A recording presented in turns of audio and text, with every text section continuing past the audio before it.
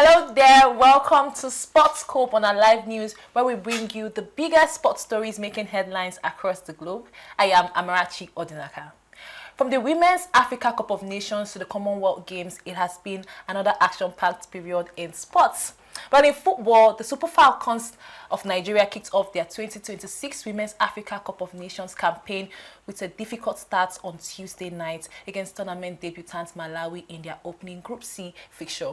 We will discuss all of that on the show today. Or still on the 2026 Wafcon, before Nigeria's opening game, Super Falcons forward Esther Okoronkwo faced racist abuse on social media after reports of thefts involving the Nigerian team surfaced online. Now, the 2026 Wafcon is already bringing plenty of hits in its opening days, and there's a lot to discuss on the show. Furthermore, we'll look at how Team Nigeria and other competing nations have fared so far at the 2026 Commonwealth Games, where the race for medal continues in Scotland. We'll take a short break now, and when we return, we'll bring the conversations in full details. Stay with us.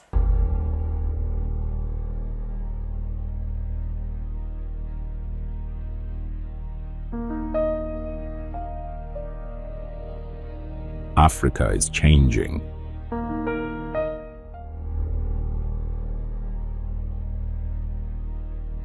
Its influence is growing. Its economies are evolving.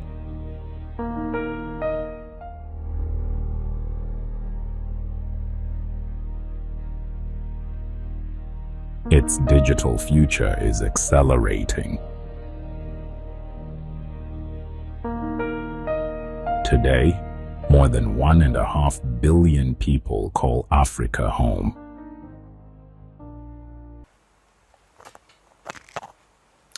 Welcome back. Now, the Super Falcons campaign to defend their Women's Africa Cup of Nations titles began with an upset on Tuesday night, as the 10 times African champions suffered its 3-2 defeat to tournament debutant Malawi in their opening Group C fixture. Now, while this result has dominated the headlines, another major talking point is the head coach Justin Madugu's team selection and the limited playing time handed to some key players during such a crucial opening fixture. Now, speaking after the match, Coach Justin Madugu explained the reason behind this decision he made. Let's take a listen to his post-match press conference in Rabat, Morocco. Team selections are based on the performances of the players, and like you rightly said, Christy did very well in the previous games that she played, and leading up to this particular match, based on what we tried to do in the game, the person that played in that position happened to be slightly ahead of her because we had to drop her back into the central defense, and there are things that we must learn. We make mistakes and we learn from them and we try to get over it. She did well. For Deborah, the arrival also affected her engagement, involvement in today's game. She arrived very late, and you have to give her time to recover so that you don't push her into the game, and eventually you have injuries or whatever. Now, away from the actions on the pitch, the Nigerian Football Federation has released an official statement expressing its full support and solidarity with Super Falcons forward Esther Okoronkwo following the racist abuse directed at her on social media after she spoke up about the theft incident involving the Super Falcons at the team's hotel in Morocco. Now, the Federation said, the Nigeria Football Federation strongly condemns the unacceptable racist abuse directed at Super Falcons forward Esther Okoronkwo on social media following recent incidents at the team's hotel in Morocco. Discrimination in any form has no place in football or society. The racist abuse directed at our player makes absolute no sense, especially as the individual responsible for the theft was apprehended, made to return the stolen cash in full, and sentenced to 6 months in prison. The safety, dignity, and well-being of our players remain our utmost priority. The entire team stands united unbothered by distractions and fully focused. Now, this statement was released by the Nigeria Football Federation on their official social media handle, and we hope to see how CAF responds to this in the coming days. Now, back to the actions on the pitch. Today's 2026 Wafcon fixtures will see Cameroon take on Mali, while Ghana face Cape Verde. Tomorrow, Senegal will battle Kenya before hosts Morocco take on Algeria in the Group A. Well, those are the fixtures for tomorrow and today. That wraps up our discussion on the 2026 Women Africa Cup of Nations for now, while also monitoring developments around racist abuse directed at Esther Okoronkwo. We'll bring you updates from that after the NFF. Like I said, the NFF already released a statement supporting Esther Okoronkwo. We'll get to see how that conversation progresses. Now, let's shift our attention to Scotland, where Team Nigeria continues its medal pursuit at the 2026 Commonwealth Games.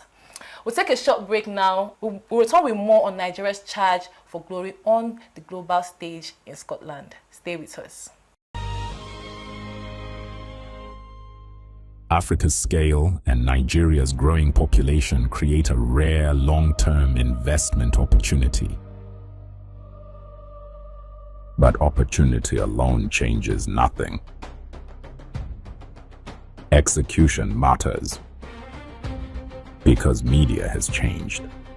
Audiences have moved. Attention has fragmented. Trust has become scarce.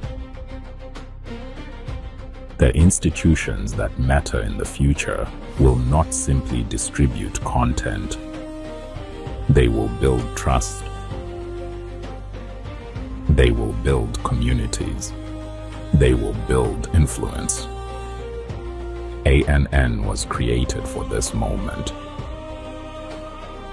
Not simply as a channel, not merely as a platform, but as a next-generation African media institution, operating from Nigeria, present across every platform that matters: television, digital, streaming, mobile, events, intelligence, one ecosystem, built with AI, run by journalists, built to inform, built to engage, built to endure, and built to create value generated across multiple revenue streams: advertising, sponsorship, events, digital products, research, multiple revenues, one institution, one long-term vision.